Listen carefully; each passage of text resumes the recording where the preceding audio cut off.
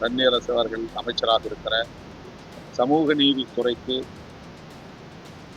கடந்த காலங்களை விட இப்போது கூடுதலாக நிதி ஒதுக்கீடு செய்யப்பட்டிருப்பதை பெயர் மாற்றம் செய்வது வாடிக்கையானதுதான். ஆனால் அந்த திட்டம் அப்படியே இருக்கிறது என்பதை பொறுத்தவரையில் வரவேற்கவும், 2 மாதங்களை மட்டுமே நிறைவு செய்திருக்கிற தாவேக அரசு அனைத்து தேர்தல் வாக்குறுதிகளையும் 2 மாதங்களில் நிறைவேற்ற வேண்டும் என்று நாம் வலியுறுத்த முடியாது. நான் முழுமையாக பட்ஜெட்டை நான் பார்க்கவும் இல்லை, படிக்கவும் இல்லை. ஆனாலும் மேலோட்டமாக சில அறிவிப்புகளை நான் கேட்க நேர்ந்தது. குறிப்பாக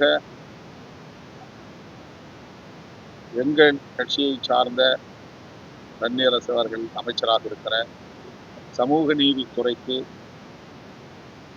கடந்த காலங்களை விட இப்போது கூடுதலாக நிதி ஒதுக்கீடு செய்யப்பட்டிருப்பதை அறிந்தேன்.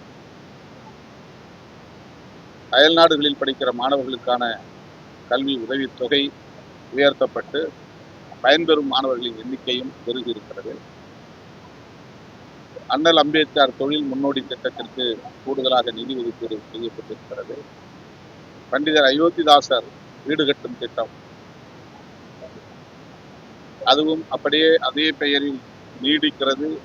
நிதி ஒதுக்கீடும் கூடுதலாக செய்யப்பட்டிருக்கிறது. எளிய மக்களை பொருளாதார ரீதியாகவும் மேம்படுத்த, கல்வி ரீதியாகவும் மேம்படுத்த இந்த அரசு உறுதி பூண்டுள்ளது என்பதற்கு இந்த துறைக்கென ஒதுக்கப்பட்டிருக்கிற கூடுதல் நிதியிலிருந்து உணரப்படுகிறது. அதற்காக முதலமைச்சருக்கும் நிதியமைச்சருக்கும் என்னுடைய பாராட்டுகளையும் நன்றியையும் தெரிவிக்கிறேன். கலைஞரின் கனவு திட்டம் என்று வீடு கட்டுகிற திட்டத்திற்கு முன்பு பெயர் இருக்கிறது. அந்த பெயரை இப்போது வெற்றி வீடு திட்டம் என்று மாற்றப்பட்டிருப்பதாக அறிகிறேன். அதுபோல பல திட்டங்கள் பெயர் மாற்றம் செய்யப்பட்டிருப்பது தெரிய வருகிறது. இது வழக்கமான ஒன்றுதான். ரொம்ப ஒரு சில திட்டங்களை தவிர பெரும்பாலும் கட்சி மாறுகிற போது, ஆளுங்கட்சியாக மாறுகிற போது பெயர் மாற்றம் செய்வது வாடிக்கையான ஒன்றுதான். ஆனால் அந்த திட்டம் அப்படியே இருக்கிறது என்பதை பொறுத்தவரையில்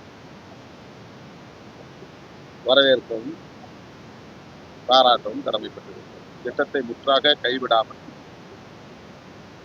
அந்த திட்டத்தை நடைமுறைப்படுத்த மாட்டோம் என்று உதறாமல், அந்த திட்டத்திற்கு பெயர் மாற்றம் மட்டும் செய்து அதே திட்டத்தை நடைமுறைப்படுத்துவது என்பது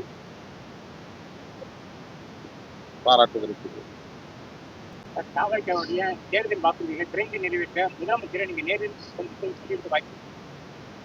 சந்திக்கும் போதெல்லாம் ஏதாவது நாங்கள் கோரிக்கையை தான் சொல்லி வருகிறோம். தேர்தல் வாக்குறுதிகளையும் அவர்கள் நிறைவேற்றுவார்கள். ஆட்சிக்கு வந்து 2 மாதங்கள் தான் ஆகின்றன. திமுக உள்ளிட்ட எதிர்க்கட்சிகள் எல்லாம் 6 மாதம் நாம் பொறுத்திருப்போம், தாவேக அரசு ஆட்சி நிர்வாகத்தை எப்படி முன்னெடுத்து செல்கிறது என்பதை பார்ப்போம் என்று கூறியிருக்கிறார். 2 மாதங்களை மட்டுமே நிறைவு செய்திருக்கிற தாவேக அரசு அனைத்து தேர்தல் வாக்குறுதிகளையும் 2 மாதங்களில் நிறைவேற்ற வேண்டும் என்று நாம் வலியுறுத்த முடியாது. ஒவ்வொன்றாக அவர்கள் நிறைவேற்றுவார்கள் என்ற நம்பிக்கை.